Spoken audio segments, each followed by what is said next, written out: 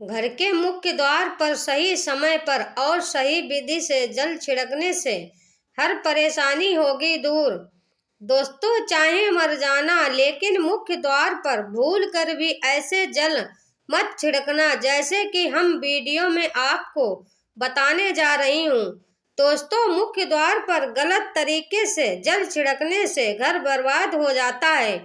और भक्तों, हो सके तो जब भी घर के मुख्य द्वार पर जल छिड़काव करें तब गणेश जी का यह मंत्र जरूर बोलें, जो कि कुछ देर बाद हम आपको वीडियो में बता देंगे।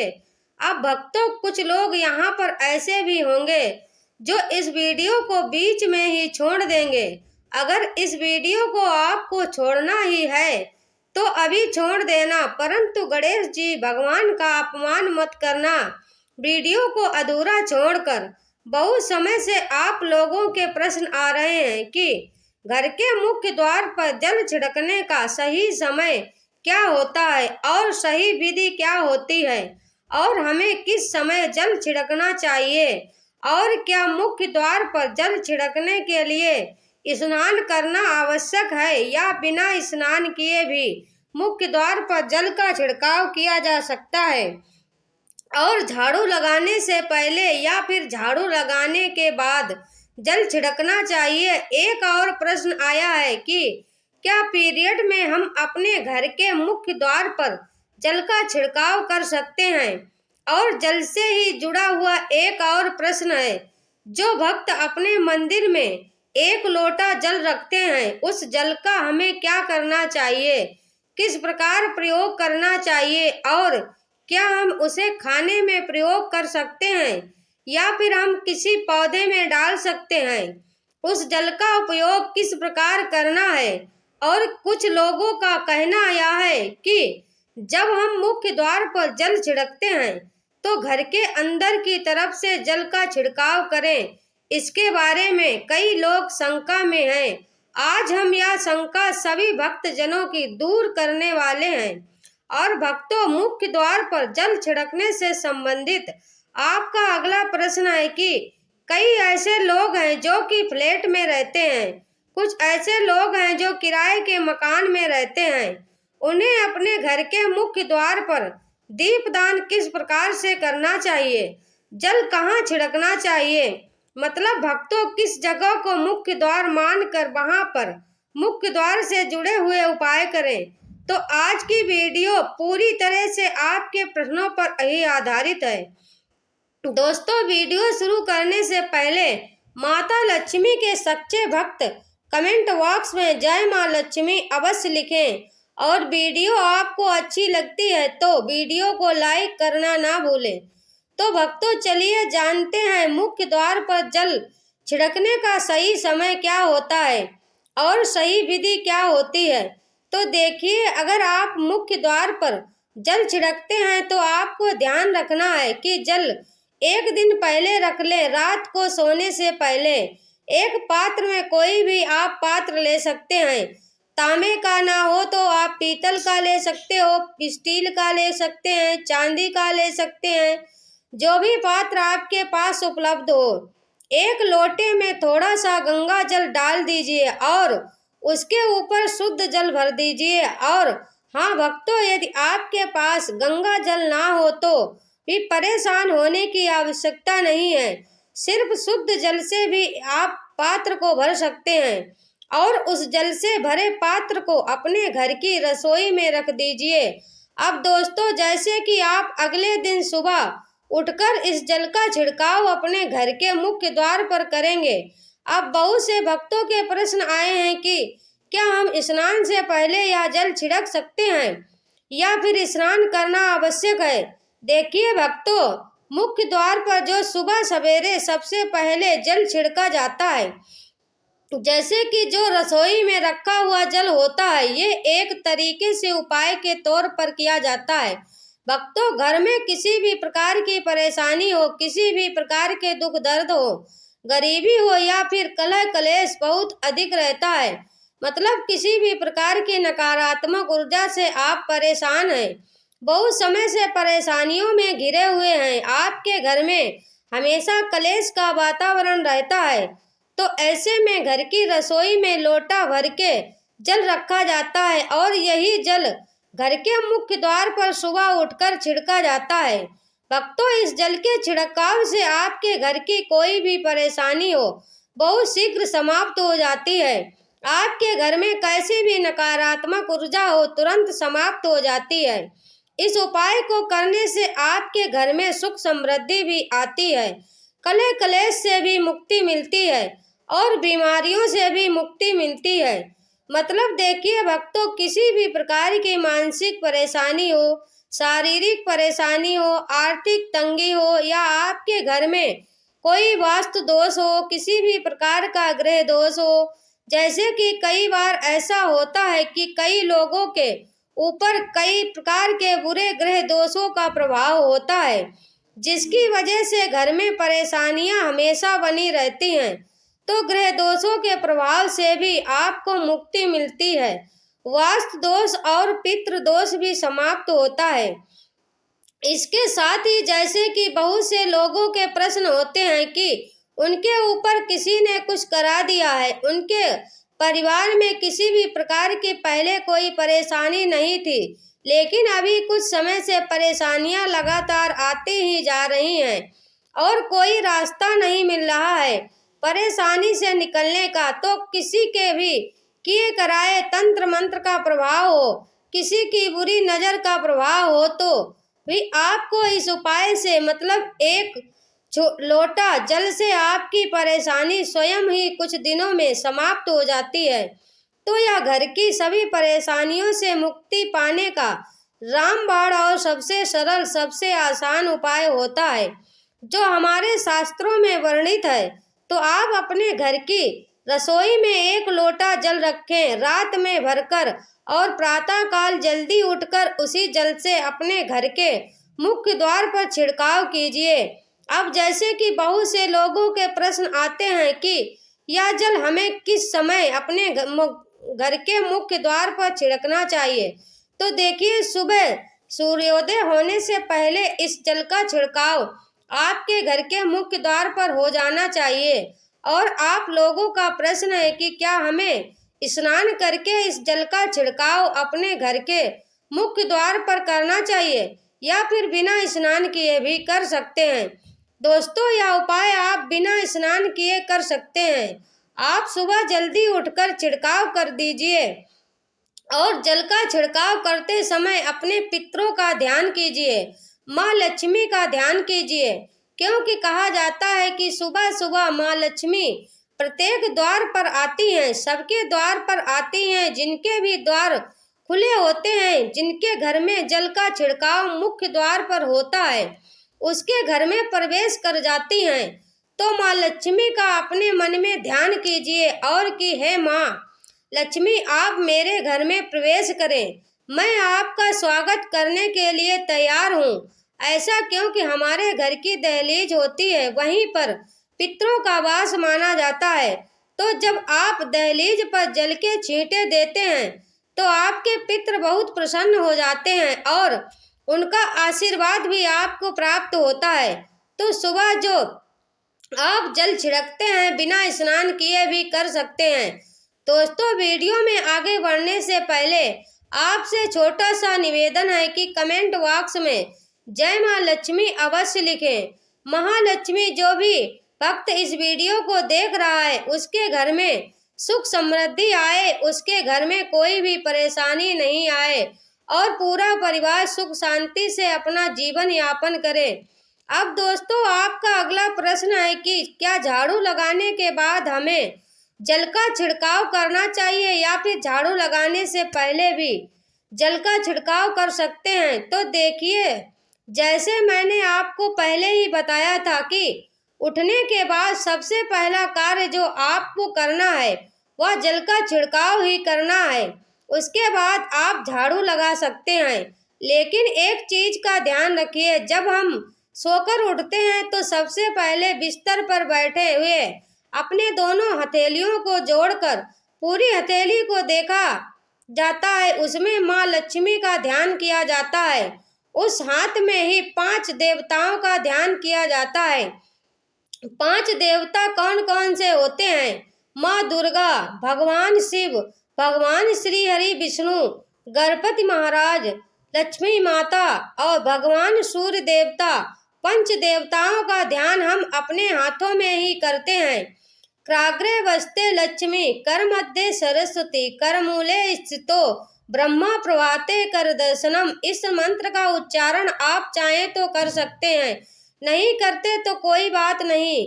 अपने इष्ट देवता का और पांच देवताओं का ध्यान अपनी हथेलियों में कर लीजिए। उसके बाद दोनों हाथ जोड़कर सभी देवी देवताओं को प्रणाम किया जाता है और उसके बाद अपने हाथ से पृथ्वी का स्पर्श करते हैं, धरती को छूकर प्रणाम करते हैं 2 बार या 3 बार और उसके बाद अपना दाहिना पांव पृथ्वी पर रखते हैं। उसके बाद ही बाकी के जो सभी कार्य होंगे वो उसके बाद ही किए जाएंगे।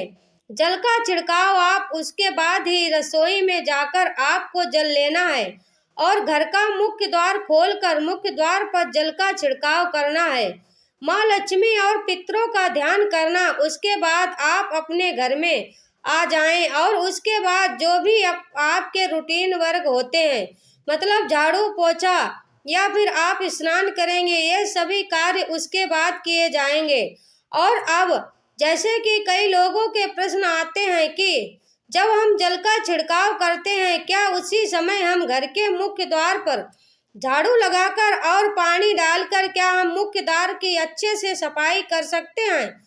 जी हाँ, बिल्कुल कर सकते हैं। पहले आप जो रसोई में रखा हुआ जल का छिड़काव कर दीजिए, उसके बाद और भी पानी डालकर घर के मुख्य द्वार की अच्छी तरह से झाड़ू से या कैसे भी सफाई कर सकते हैं। और कई लोगों के प्रश्न है कि हम किसी फ्लैट में रहते हैं या फिर किसी ऐसे कमरे में रहते हैं, किराए के कमरे में, कि हमारे पास एक ही कमरा है, तो हम जल का छिड़काव या फिर दीपदान कहाँ पर करें, किसे हम अपना मुख्य द्वार माने? देखिए, जो आपका अपना कमरा है या फिर जो फ्लैट है आपका, जहाँ पर आपका नेम प्लेट लगा हुआ है, आप उसी स्थान पर दीपदान करेंगे और उसी स्थान पर आपको जल का छिड़काव करना है। मतलब जहाँ पर आपका अगर एक ही कमरा का मकान है तो आपके कमरे का दरवाजा है, वहीं पर आपको थोड़ा सा जल छिड़कना है और वहीं पर आप दीपदान भी करेंगे, जो कि मुख्य द्वार से जुड़े हुए उपाय होते हैं। वह आप अपने घर के बिल्कुल दरवाजे के पास ही करेंगे। और आपका अगला प्रश्न है कि क्या पीरियड में हम अपने घर के मुख्य द्वार पर जल का छिड़काव कर सकते हैं, दीपदान कर सकते हैं? देखिए, जल का छिड़काव करने के लिए पीरियड हो या ना हो उससे कोई फर्क नहीं पड़ता, जल का छिड़काव कर सकते हैं। रही बात दीपदान की, तो दीपदान देखिए कार्मिक पूजा में आ जाता है और कार्मिक पूजा हम बिना शुद्ध किए हुए नहीं कर सकते हैं, मतलब पीरियड समाप्त होने के बाद ही आप कर सकते हैं। दोस्तों, बाकी जल का छिड़काव आप कभी भी कर सकते हैं, पीरियड में भी कर सकते हैं, कोई समस्या नहीं है।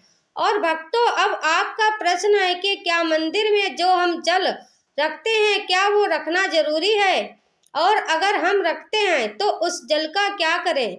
देखिए, मंदिर में जल का रखना बहुत आवश्यक है। जल एक ऐसी चीज होती है जिसमें सभी प्रकार की जो एनर्जी होती है अवशोषित हो जाती है। तो जो हम पूजा पाठ करते हैं, मंत्रों का जाप करते हैं या वहां पर प्रार्थना करते हैं, जो भी हमारे अपने मन की कामना भी कहते हैं भगवान से, तो सभी चीजें उस जल में समाहित हो जाती हैं। इसीलिए पूजा करने से पहले घर के मंदिर में 1 लोटा जल रखा जाता है और उसके बाद दीपदान मतलब एक दीपक प्रज्वलित कर दिया जाता है।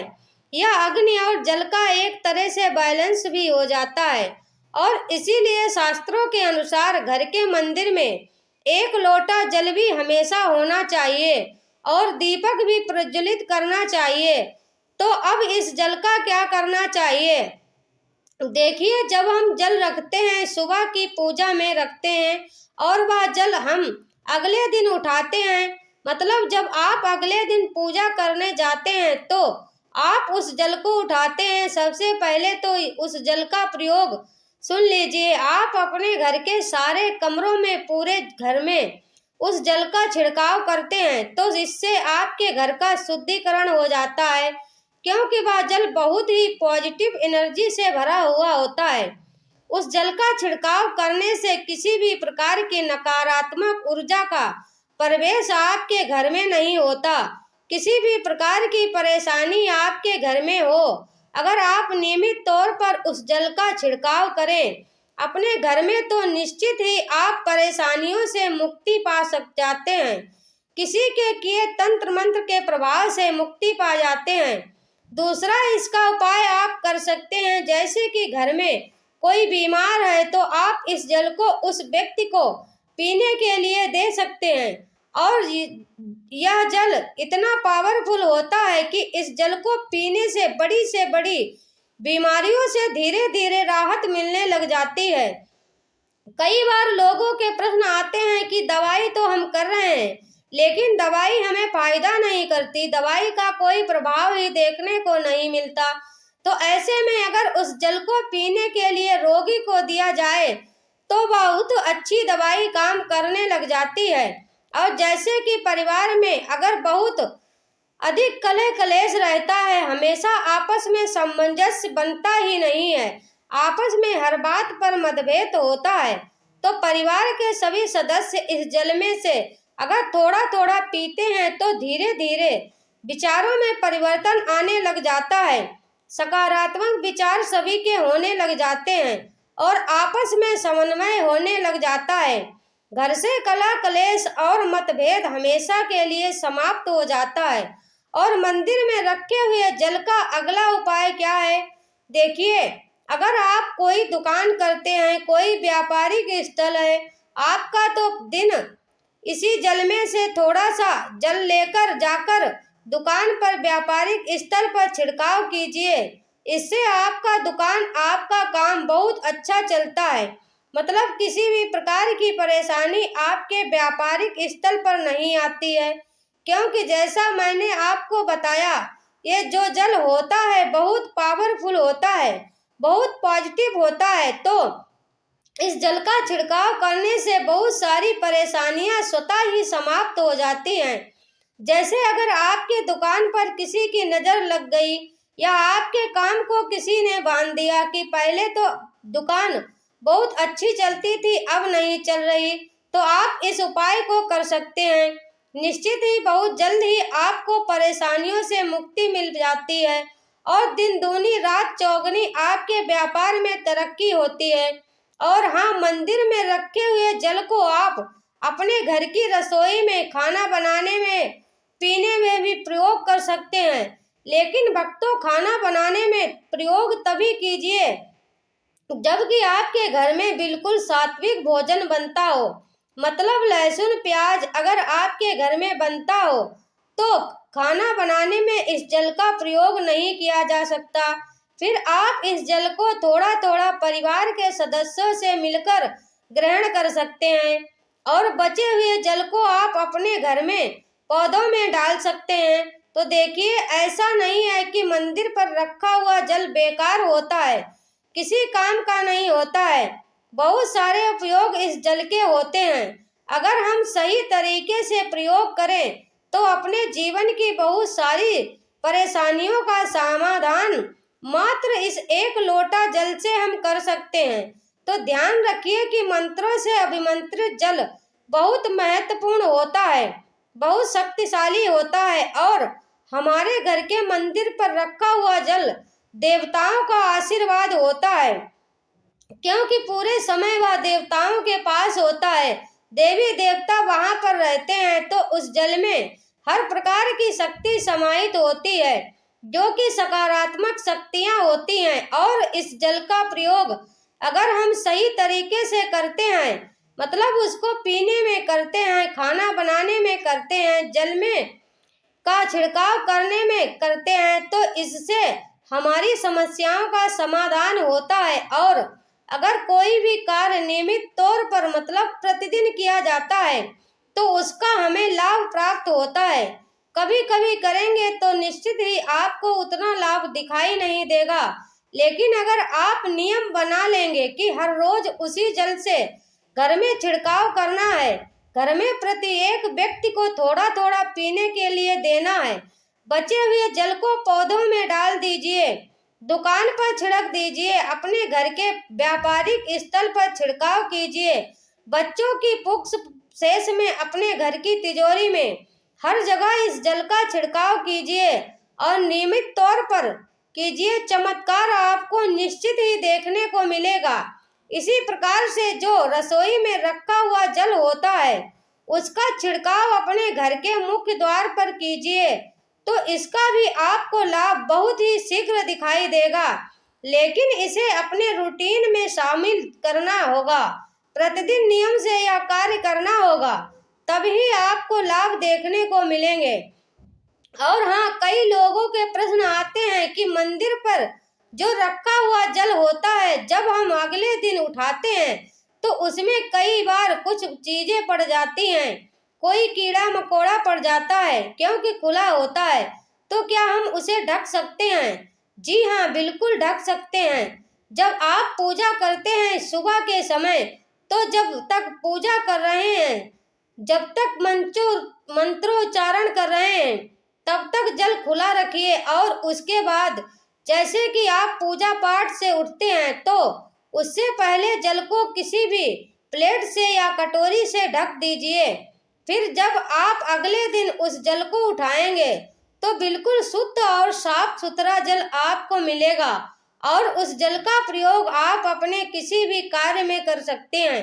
और भक्तों, आप जब भी घर के मुख्य द्वार पर जल छिड़काव करें तो गणेश जी भगवान का यह मंत्र जरूर बोलें, ओम गंग गणपते नमः। और जो हमने आपको वीडियो में बताया है उसे ध्यान पूर्वक अच्छी तरीके से समझकर अपने घर के मुख्य द्वार पर जल का छिड़काव करें। तो दोस्तों, उम्मीद करती हूँ आपको यह जानकारी पसंद आई होगी। आप सभी का अंत तक देखने के लिए धन्यवाद।